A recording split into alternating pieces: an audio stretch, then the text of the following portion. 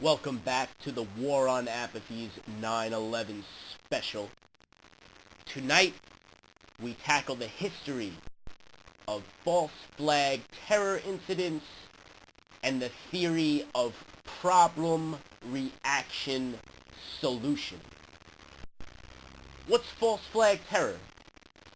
Simply put, it's when one group stages an attack and they blame it on another group.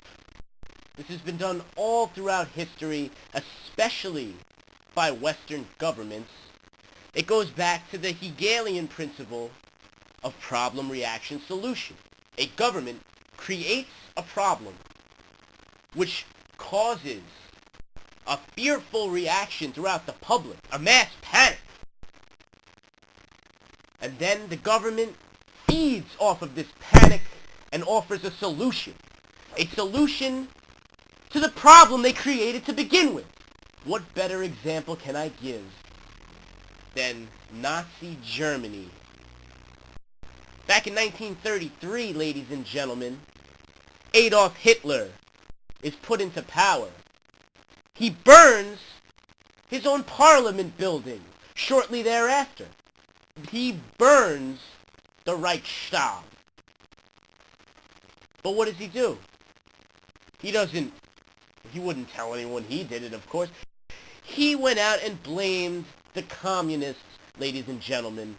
The communists he hated so much. The communists who were the main threat to the German people at that time. And why did he do it? So he could declare martial law and take away the liberties of the people, to make himself dictator by default. Sounds a little familiar if you ask me. In another familiar note, Hitler also established a Reich security at that point to protect his homeland. But this just doesn't end in Nazi Germany, ladies and gentlemen. Hell, our own government has ties, has history in false flag terror, in problem, reaction, solution. Let's go back to the Northwoods document. Back in 1962, this is a declassified military document. What did it do? It served as a pretext for war against Cuba. We said they were going to stage an attack on Guantanamo Bay.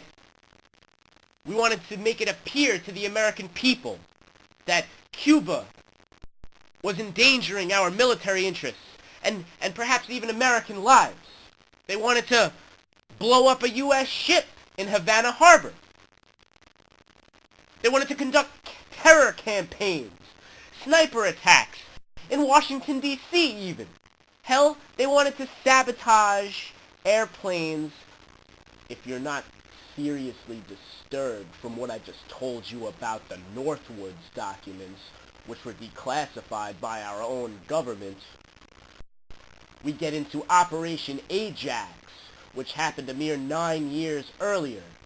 Now, we draw a lot of parallels between the history and what's happening right now, and Operation Ajax was focused on Iran, ladies and gentlemen. The U.S. and Britain wanted to destabilize Mossadegh's government. He was democratically elected into power. The Shah, before him, had a secret police, virtually a police state. He went through a democratic revolution, and Mossadegh was elected into power, and we wanted him out. So what would America and Great Britain want to do, interfering with Iran. Uh, the oil! The oil, of course, ladies and gentlemen. At the time, British Petrol owned the Iranian oil fields. Now you see, this guy, Mossadegh, he wanted to nationalize the oil, which he did. But you see, that messed with our economic interests.